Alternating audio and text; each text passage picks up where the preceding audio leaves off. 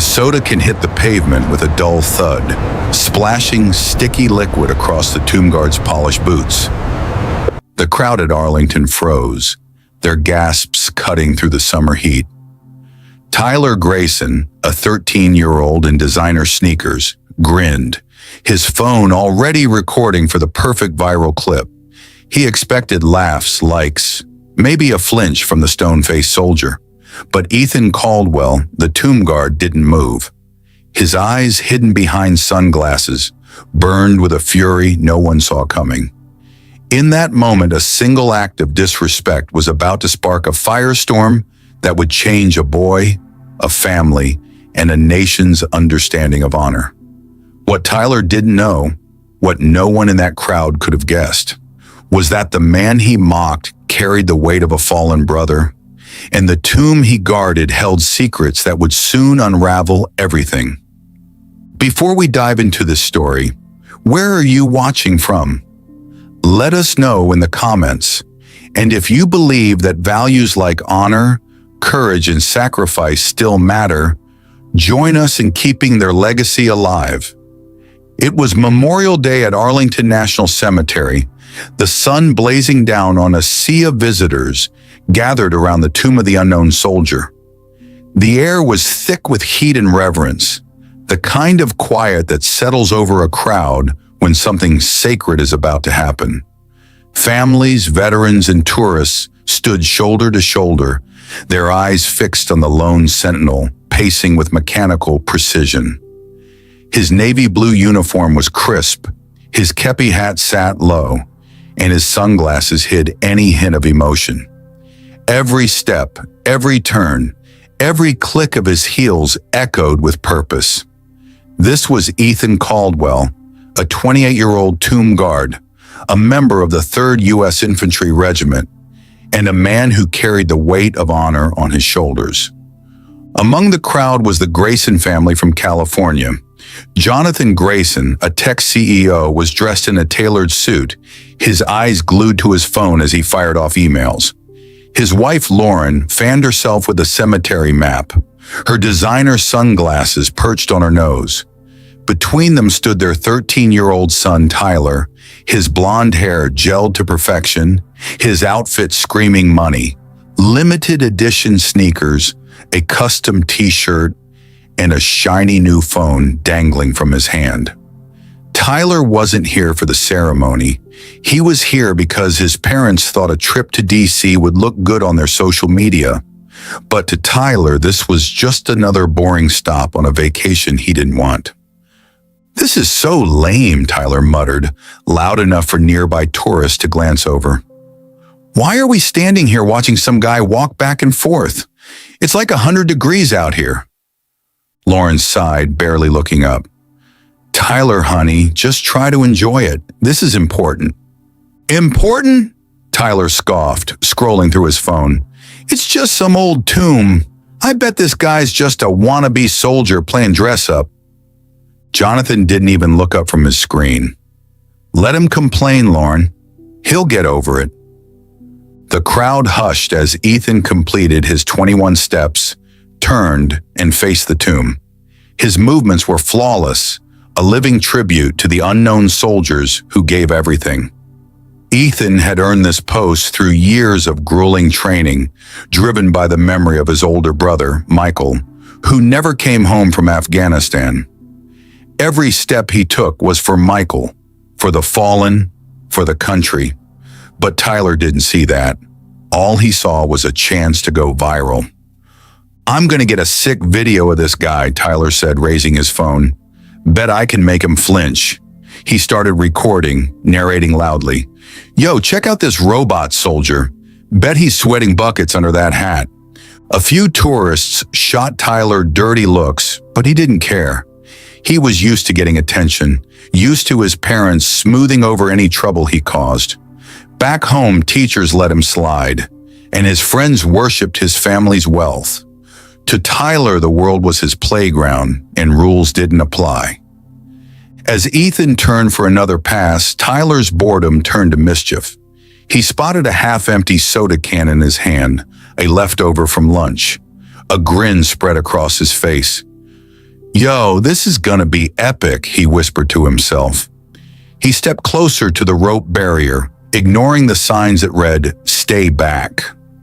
The crowd murmured, sensing trouble, but Jonathan and Lauren were too distracted to notice. With a quick flick of his wrist, Tyler tossed the soda can. It hit the ground near Ethan's feet, splashing sticky liquid onto his polished boots.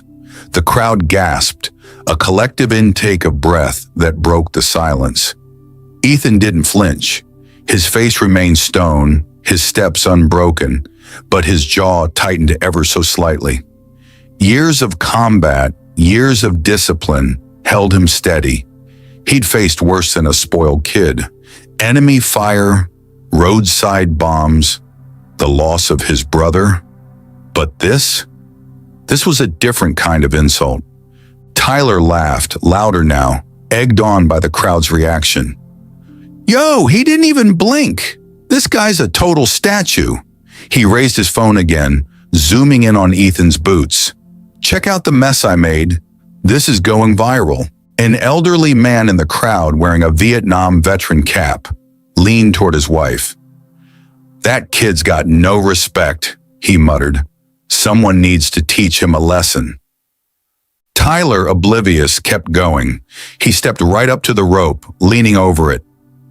Hey, soldier boy, you gonna clean that up or what? Bet you can't even talk.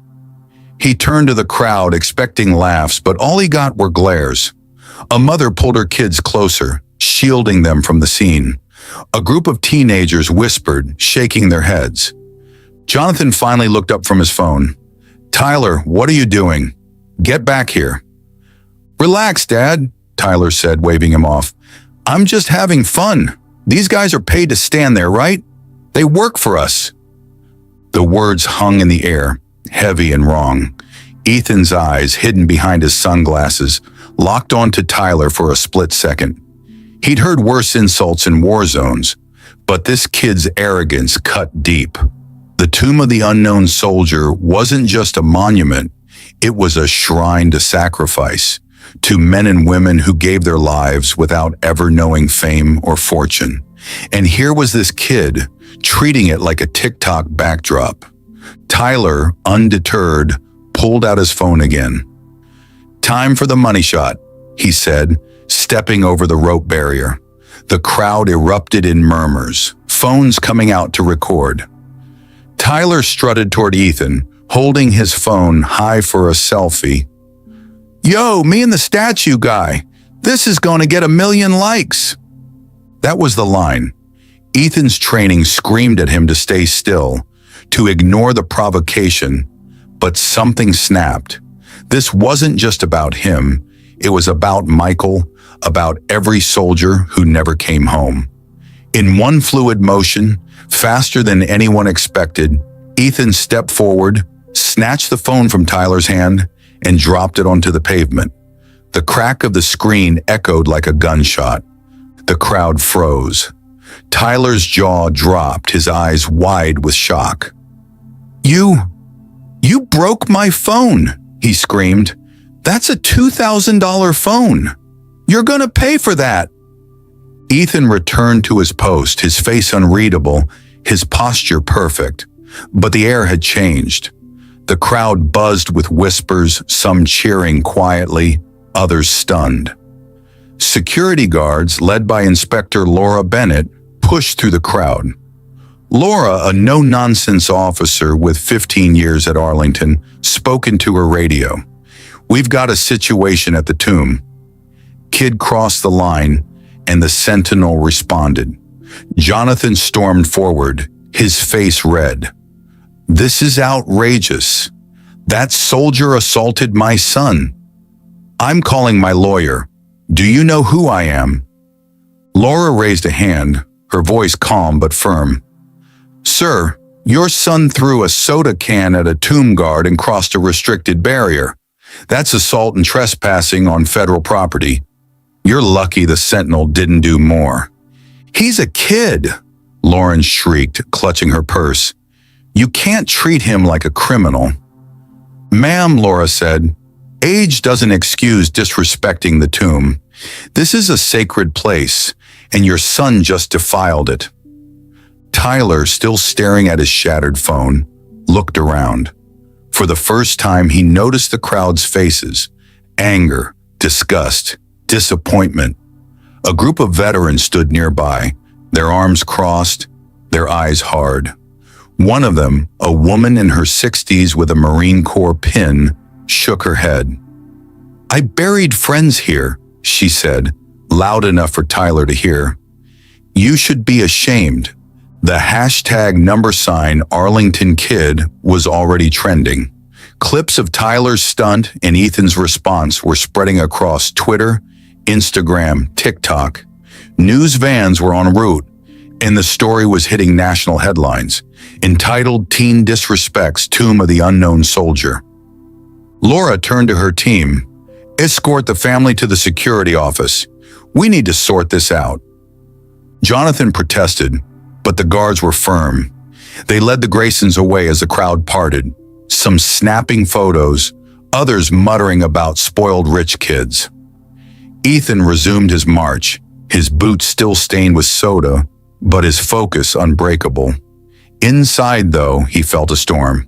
He'd broken protocol, something a tomb guard rarely did, but he didn't regret it, not yet. In the security office, a small air-conditioned room lined with photos of Arlington's history, the Graysons sat across from Laura and Colonel Margaret Hayes, the commanding officer of Ethan's unit. Margaret, a 50-year-old veteran with silver hair and a steely gaze, didn't mince words. "Mr. Grayson, your son committed assault on a federal officer and disrespected a national monument," she said. "This isn't a game. The tomb represents every soldier who gave their life for this country. Your son treated it like a circus." Jonathan leaned forward, his businessman instincts kicking in. "Look, Colonel, I'm sure we can work this out. I'll write a check to the cemetery, cover any damages. Let's keep this quiet." Margaret's eyes narrowed. "This isn't about money, Mr. Grayson. It's about respect, or the complete lack of it. Your son needs to learn that actions have consequences, no matter how much money you have." Lauren clutched her husband's arm. "He's only 13. He didn't mean any harm. He's just a kid."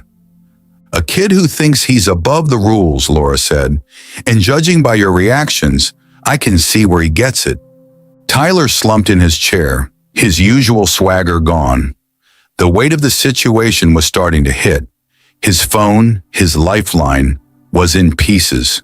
The world was watching, and they weren't on his side. For the first time, he felt small. Margaret stood. "I'm calling in a specialist to assess your son. This isn't just about punishment. It's about making sure he understands what he's done. Until then, you're not leaving Arlington." An hour later, Dr. Emily Carter arrived. A 38-year-old psychologist who specialized in troubled teens. Emily had seen kids like Tyler before. Spoiled, entitled, craving attention, but never taught responsibility. She sat down with Tyler in a private room, her voice calm but direct. "Tyler, I need you to tell me why you did what you did," she said, her pen poised over a notepad. Tyler shrugged, avoiding her eyes. "I was bored. That guy was just standing there like a robot. I thought it'd be funny." "Funny?" Emily raised an eyebrow. "You threw a soda can at a soldier guarding the tomb of the unknown soldier. Do you know what that tomb represents?" Tyler shrugged again. "Some dead soldiers, I guess." Emily leaned forward. "Those dead soldiers gave their lives for this country. They died so you could have the freedom to stand here and act like a fool. That guard, Ethan, is honoring them, and you disrespected that." Tyler shifted uncomfortably. "It was just a soda can. It's not like I hurt him. It's not about physical harm, Tyler. It's about respect. You treated a sacred place like your personal playground. How do you think that guard felt?" "I don't know," Tyler mumbled. He didn't even react. "That's because he's trained to stay professional. even when people like you try to provoke him. But trust me, he felt it. And so did every veteran in that crowd. Tyler looked down, his fingers twitching. He didn't have an answer. For the first time, he was starting to see the guard as a person, not just a prop.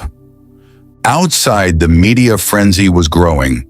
CNN and Fox News had picked up the story, and number Arlington Kid was trending worldwide. Commentators debated parenting, privilege, and patriotism. A viral tweet from a veteran read, "This kid needs to learn what sacrifice means. The tomb isn't a joke." Jonathan's phone buzzed with calls from his PR team, warning that his company's stock was taking a hit. Lauren's social media was flooded with hate comments, forcing her to go private. Back in the room, Emily made her recommendation. "Tyler needs a wake-up call," she told Margaret and the Graysons. "I'm proposing a 4-week community service program here at Arlington. He'll work with the grounds crew, meet veterans, and learn about the tomb's significance. If he doesn't cooperate, we'll escalate to juvenile authorities." Jonathan blanched. "You can't be serious. He's a kid, not a criminal. He committed assault on federal property," Margaret said. "Be grateful we're offering an alternative to legal charges. This is about teaching him, not punishing him." Lauren's eyes filled with tears. "But our vacation, we're supposed to fly to Paris next week." "Your vacation is over," Laura said bluntly. "Your son's education starts now." Tyler was silent, his mind racing. Community service? Cleaning a cemetery?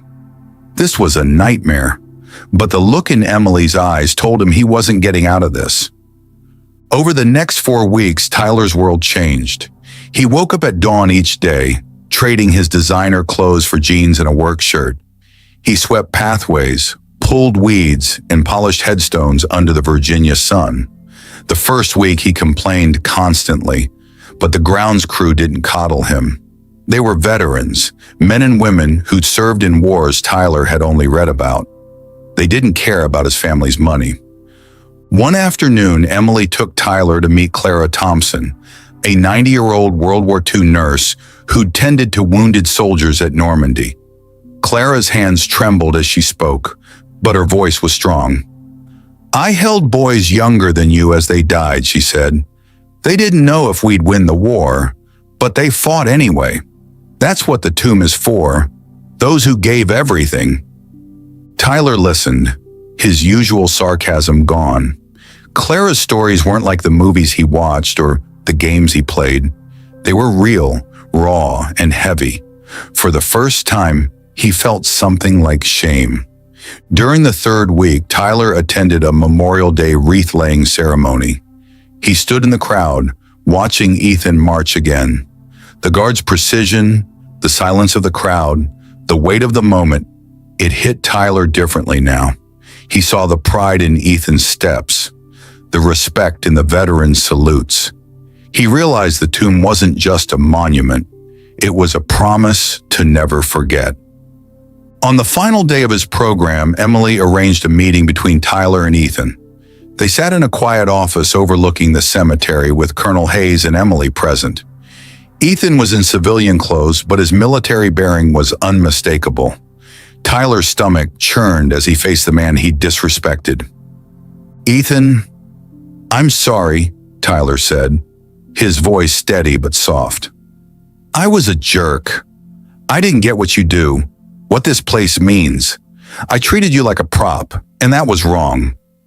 Ethan studied him, his expression unreadable. "Why'd you do it, kid?" Tyler hesitated. "I thought it'd make me look cool online. I didn't think about you as a person. I didn't think about the soldiers you're honoring. I've been talking to veterans, learning about what they went through. My grandpa was a Marine. He'd be ashamed of me." Ethan nodded slowly. "My brother was a soldier too, Michael. He died in Afghanistan when I was your age. I guard the tomb for him, for all the ones who didn't come home. When you threw that soda, you weren't just disrespecting me, you were disrespecting them." Tyler's eyes stung. I get that now. I can't undo it, but I want to make it right. Ethan leaned forward. You're starting to. Admitting you were wrong takes guts. Keep listening. Keep learning. That's how you honor the fallen. Tyler nodded, his throat tight. I will, I promise. Ethan extended his hand. Tyler shook it, the grip firm and real. For the first time, Tyler felt like he was being seen, not as a rich kid, but as someone capable of change. The story didn't end there. Tyler's journey became national news, a redemption arc that replaced John Arlington Kid with Hackard Tomb Guard lesson. He started a blog, sharing what he'd learned about sacrifice and respect, hoping to reach other kids like him. Jonathan and Lauren, shaken by the experience, enrolled in parenting classes, determined to raise Tyler differently. Ethan continued his duty, his boots polished, his steps precise, a silent guardian of the fallen. The cracked phone was never replaced. But what Tyler gained, humility, respect, a sense of something bigger than himself, was worth more than any gadget. The tomb of the unknown soldier stood as it always had, a reminder that some things are sacred and some lessons change you forever. If you enjoyed the story, consider sending a super chat to help bring more stories like this. Now click on the video on the screen to hear another story that's just as powerful and captivating, with courage, sacrifice, and a choice that will leave you questioning everything you thought you knew about duty and justice. Click on the video now.